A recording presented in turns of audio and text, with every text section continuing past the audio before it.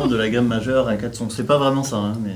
De quoi? Ah non, ça c'était pas l'harmonisation de la gamme. Ça c'était le petit jingle du jour. C'était un jingle pourri, excusez-moi. Non, il est très bien. Donc, harmonisation de la gamme majeure à 4 sons. Ouais, donc ça c'est pour ceux qui ont un niveau déjà un peu avancé. Voilà, si vous êtes musicien... non pianiste, parce que les pianistes ils savent en général ça. Ouais.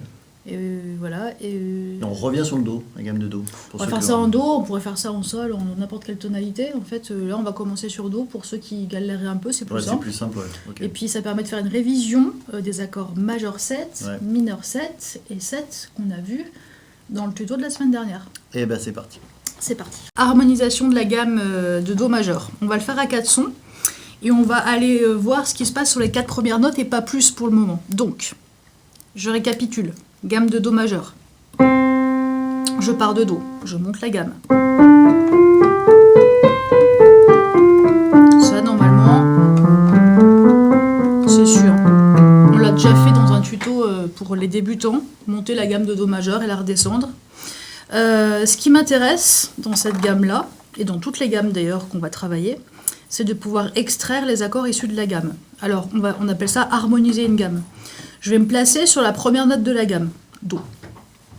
Et je vais empiler mes tierces. Pour empiler mes tierces, c'est pas compliqué, je saute une note sur 2.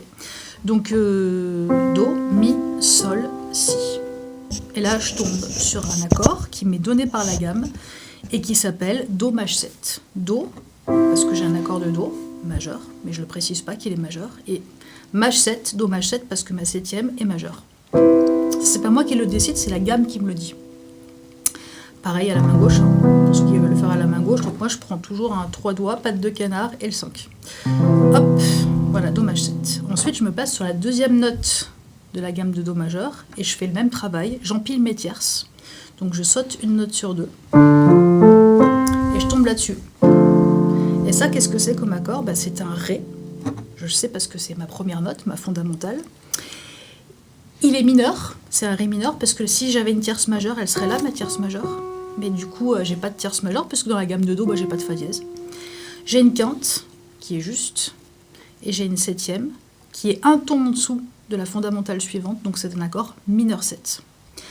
Pour ceux qui ont du mal avec les quintes, rappelez-vous que c'est la note qu'on va trouver facilement dans l'accord mineur ou majeur. Donc,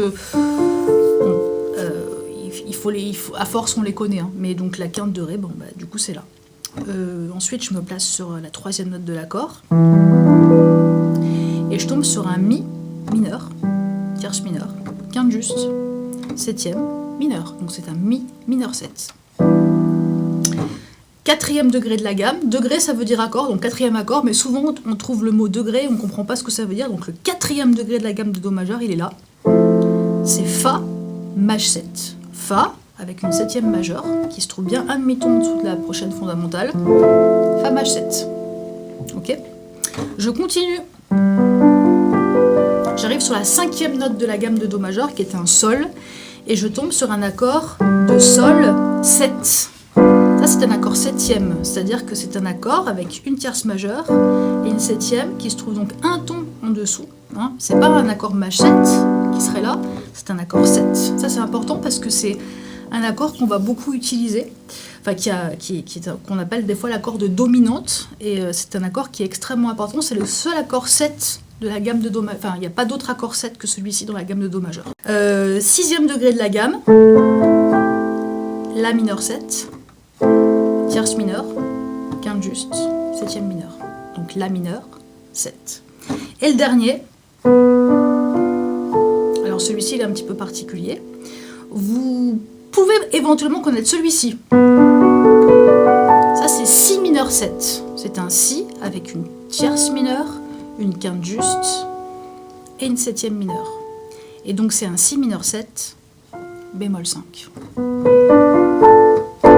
Et je reviens sur Do majeur. Ok? Donc 1, 2, 3, 4, 5, 6, 7. J'ai 7 accords qui sont issus de ma gamme. Et ça, c'est ultra important à savoir, puisqu'à partir de là, on va pouvoir en fait travailler des cadences d'accords dans la la gamme de Do, éventuellement dans toutes les autres tonalités des gammes de Do, des gammes majeures. Donc ça veut dire 12 demi-tons. Donc 12 tons, pas demi-tons, donc 12 tonalités à connaître. Enfin à connaître. Pour l'instant on fait ça sur Do. Et je vous note tout dans le petit PDF. Super, et qu'est-ce qu'on fait avec ça? Eh bien, qu'est-ce qu'on va faire avec ça? Eh bien, on va tout simplement pouvoir composer. Oui. Parce que, en fait, on va pouvoir utiliser d'une gamme. Si je pars d'une gamme, j'ai 7 degrés, 7 accords. C'est pareil en 7. Ouais. Donc, on va pouvoir faire des cadences d'accords. C'est-à-dire qu'on va pouvoir prendre un accord, puis un autre, puis un dernier. On va pouvoir faire des cadences toutes simples. Comme ça, par exemple. On appelle un 2-5-1. Et ça, on va les travailler, parce que c'est des choses qu'on retrouve souvent dans les morceaux. On va pouvoir aussi apprendre à moduler.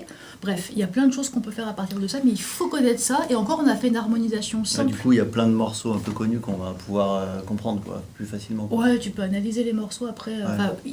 Il faut un peu plus que ça, parce que là, on a un bagage quand même qui est toujours léger, dans le sens qu'on a harmonisé à 4 sons. Mais en fait, dans une gamme, j'ai 7 notes. Donc, je pourrais encore aller voir ce qui se passe avec les extensions. Mais ça, on verra plus tard. Super. Merci. Ne prenez pas peur, c'est cool. Merci, et puis à la semaine prochaine. À la semaine prochaine. Ciao.